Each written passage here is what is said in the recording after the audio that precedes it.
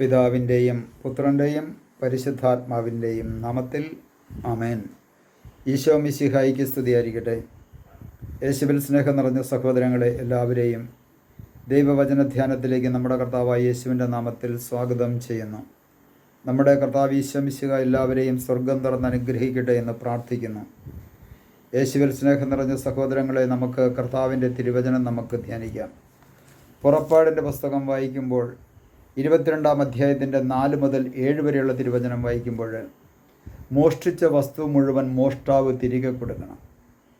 തുടർന്ന് വായിച്ചു വരുമ്പോൾ നമുക്ക് കാണുവാൻ സാധിക്കും, മോഷ്ടിച്ചതിൻ്റെ ഇരട്ടി അവൻ തിരികെ കൊടുക്കണം. പുറപ്പാടിൻ്റെ പുസ്തകത്തിൽ ഇസ്രായേൽ ജനങ്ങളെ നോക്കിക്കൊണ്ട് ദൈവത്തിൻ്റെ പരിശുദ്ധാത്മാവ് പറയുകയാണ്, ഏതെങ്കിലും ഒരു വ്യക്തി ഏതെങ്കിലും മറ്റൊരു വ്യക്തിയുടെ, പുരുഷനോ സ്ത്രീയോ ആയിക്കോട്ടെ, അതല്ലെങ്കിൽ സമൂഹത്തിലെ നേതാവായിക്കോട്ടെ, ആരെങ്കിലും ഒരുവൻ്റെ വസ്തു മോഷ്ടിച്ചെടുത്താൽ, വസ്തുവകകൾ മോഷ്ടിച്ചെടുത്താൽ അത് തിരികെ കൊടുക്കണം.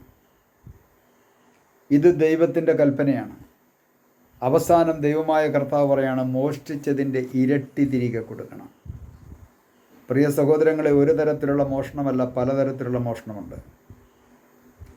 ചിരിച്ചുകൊണ്ട് മറ്റുള്ളവരെ കഴുത്തറുത്ത് മോഷ്ടിക്കുന്ന വ്യക്തികളുണ്ട്. എന്ന് പറഞ്ഞു കഴിഞ്ഞാൽ, ഓരോ മോഷണത്തിൻ്റെയും പിന്നിൽ മറ്റുള്ളവരുടെ അവകാശം അടിച്ചു മാറ്റുകയാണ്, സ്വന്തമാക്കുകയാണ് ചെയ്യുന്നത്. മോഷണം നമ്മുടെയൊക്കെ ജീവിതത്തിലേക്ക് നാം ഓരോന്ന് തിരിഞ്ഞു നോക്കുന്നത് നല്ലതാണ്. നമ്മുടെയൊക്കെ ജീവിതത്തിൽ മോഷണത്തിൻ്റെ അവസ്ഥകൾ ഉണ്ടായിട്ടുണ്ടോ? മറ്റുള്ളവരുടെ അവകാശങ്ങൾ ഞാൻ സ്വന്തമാക്കിയിട്ടുണ്ടോ? വസ്തുവകകൾ ഞാൻ സ്വന്തമാക്കിയിട്ടുണ്ടോ? കള്ളക്കണക്കെഴുതിയാകാം, മറ്റേതെങ്കിലും തരത്തിലുള്ള വ്യാപാരങ്ങളിലൂടെ ഞാൻ മറ്റുള്ളവരുടെ അവകാശം സ്വന്തമാക്കിയിട്ടുണ്ടോ? അപഹരിച്ചെടുക്കുക എന്നും പറയാം. അപഹരിച്ചെടുത്ത വസ്തുക്കൾ മോഷ്ടാവിൽ നിന്ന് സ്വീകരിക്കുന്നത് പോലും തിന്മയാണ്. മോഷ്ടിച്ച വസ്തു വില കുറച്ച് മേടിക്കും ആൾക്കാർ. സ്വർണമായിക്കോട്ടെ, മറ്റേതെങ്കിലും തരത്തിലുള്ള പാത്രങ്ങളായിക്കോട്ടെ, എന്ത് സാധനങ്ങളായിക്കോട്ടെ, മോഷ്ടിച്ച വസ്തുക്കൾ മോഷ്ടാവിൽ നിന്ന് സ്വീകരിക്കുന്നത് തിന്മയാണ്. മോഷ്ടിച്ച വസ്തു വാങ്ങുകയോ ഒളിച്ചു വയ്ക്കുവാൻ സഹായിക്കുകയോ, മോഷ്ടിച്ചു കൊണ്ടുവന്നു അതറിഞ്ഞുകൊണ്ട് അവനിൽ നിന്ന് വിഹിതം വാങ്ങിച്ചുകൊണ്ട് അവന് ആ സാധനം മോഷ്ടിച്ചു വയ്ക്കാൻ സഹായിക്കുന്നു. അങ്ങനെ സഹായിക്കുമ്പോൾ അവനും അതിനകത്ത് പങ്കാളിയാകുകയാണ് ചെയ്യുന്നത്. അത് മോഷണത്തിൽ പരോക്ഷമായി തന്നെ ആ വ്യക്തി പങ്കാളിയാകുന്നു, പങ്കുചേരുന്നു. നമ്മുടെ ജീവിതത്തിൽ അങ്ങനെ ചെയ്തിട്ടുണ്ടോ? ഉദാഹരണമായിട്ട് ഇവിടുന്ന് കള്ളക്കടത്ത് സാധനങ്ങൾ, കള്ളക്കടത്ത് വസ്തുക്കൾ, ഇലക്ട്രോണിക് സാധനങ്ങളാകാം, മറ്റേതെങ്കിലും തരത്തിലുള്ള സാധനങ്ങളാകാം. അത് വില കുറച്ച് കിട്ടുന്നു, കള്ളക്കടത്ത് സാധനമാകുന്നു. ഒരുപക്ഷെ സർക്കാരിൻ്റെ ടാക്സ് വെട്ടിച്ചു കൊണ്ടുവന്നതാകാം. മറ്റൊരു പക്ഷേ ഏതെങ്കിലും വ്യക്തിയുടെ സാധനങ്ങൾ മോഷ്ടിച്ചെടുത്ത് അപഹരിച്ചു കൊണ്ടുവന്നതാകാം.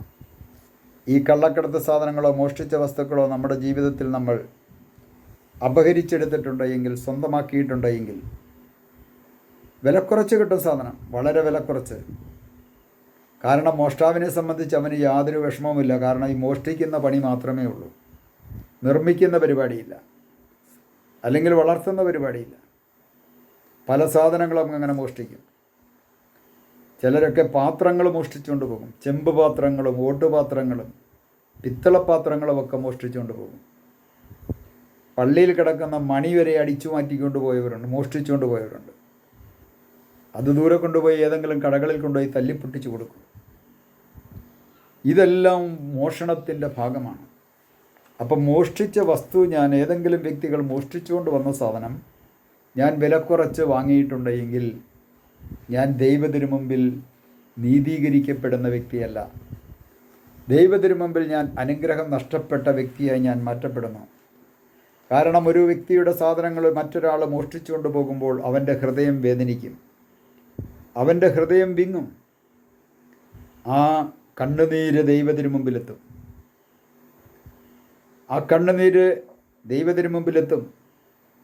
ആയതിനാൽ പ്രിയ സഹോദരങ്ങളെ, ദൈവത്തിനു മുമ്പിൽ ആത്മപരിശോധന ചെയ്യണമേ. എൻ്റെ ജീവിതത്തിൽ മറ്റുള്ളവർ മോഷ്ടിച്ചോ അപഹരിച്ചോ കൊണ്ടുവന്ന കള്ളക്കടത്ത് സാധനമാകാം, അല്ലെങ്കിൽ സർക്കാരിൻ്റെ മറ്റേതെങ്കിലും സാധനങ്ങളാകാം, ഞാൻ വിലക്കുറച്ച് വാങ്ങിയിട്ടുണ്ടെങ്കിൽ ഞാൻ മോഷണത്തിന് കൂട്ടുനിന്നു.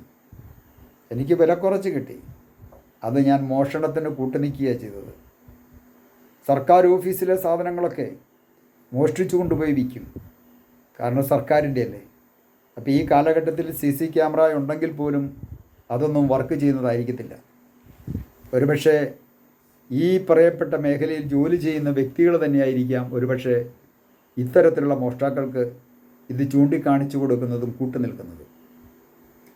പ്രിയ സഹോദരങ്ങളെ, നമ്മൾ തമ്പുരാൻ്റെ മുമ്പിൽ നിന്ന് ആത്മപരിശോധന ചെയ്യണമേ. എൻ്റെ ജീവിതത്തിൽ മറ്റുള്ളവരെ അപഹരിച്ചെടുത്തതോ മോഷ്ടിച്ച സാധനങ്ങൾ വില കുറച്ച് വാങ്ങി ഞാനതിനെ സ്വന്തമാക്കിയിട്ടുണ്ടോ? കർത്താവിൻ്റെ മുമ്പിൽ ആത്മപരിശോധന ചെയ്ത് അത് ദൈവത്തിന് മുമ്പിൽ മാപ്പ് ചോദിച്ച് തിരികെ കൊടുക്കേണ്ടത് തിരികെ കൊടുത്ത് നമുക്ക് നമ്മുടെ കരങ്ങളെ നമുക്ക് ശുചിയാക്കാം. നമുക്കൊരു നിമിഷം പ്രാർത്ഥിക്കാം. കർത്താവായ ഈശോയെ, മറ്റുള്ളവരുടെ സാധനങ്ങൾ മോഷ്ടിച്ചു കൊണ്ടുവന്ന് വില കുറച്ച് വാങ്ങുന്ന അനേകം വ്യക്തികളുണ്ട്. മോഷ്ടിച്ച സാധനങ്ങൾ സ്വീകരിക്കുന്നവരുണ്ട്. ഇതൊരു വലിയ അപരാധമാണ്, തെറ്റാണെന്ന് ഉള്ള തിരിച്ചറിവ് സകല മക്കൾക്കും കൊടുത്തങ്ങ് അനുഗ്രഹിക്കണമേ. ഒരു വ്യക്തി സ്വന്തം മോഷണം നടത്തുന്നതല്ല, മറ്റൊരാൾ മോഷ്ടിച്ചത് വിലക്കുറച്ച് കിട്ടിയപ്പോൾ അത് വാങ്ങി. മോഷ്ടിച്ച സാധനങ്ങൾ മറ്റുള്ളിടത്ത് ഒളിച്ചു വയ്ക്കുവാനും മാറ്റിവെക്കുവാനുമൊക്കെ കൂട്ടുനിൽക്കുന്ന അനേകം വ്യക്തികളുണ്ട്. അവരുടെ ഓരോരുത്തരുടെ മാനസാന്തരത്തിന് വേണ്ടി ഞങ്ങൾ പ്രാർത്ഥിക്കുന്നു. കർത്താവെ, സ്വർഗം തുറക്കണമേ, അനുഗ്രഹം വർഷിക്കണമേ, ആത്മാവിനാൽ നിറയ്ക്കണമേ.